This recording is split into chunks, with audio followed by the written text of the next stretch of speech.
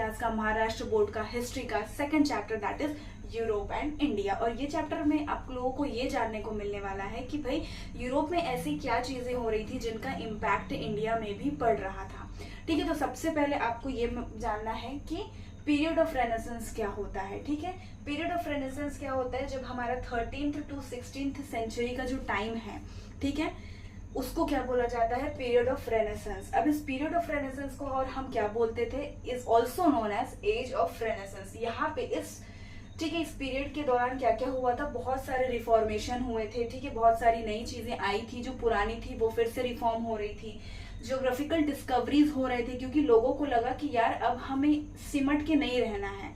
अगर मुझे यूरोप पता है तो यूरोप के अगल बगल और भी क्या चीजें हैं जो, तो उससे क्या हो रहा था, उनमें जागरूकता आ रही थी और फिर वो क्या कर रहे थे, एक नई नई चीजों को, नए नए कंट्रीज को ढूंढ रहे थे। तो यहाँ पे क्या हुआ, ज्योग्राफिकल डिस्कवरीज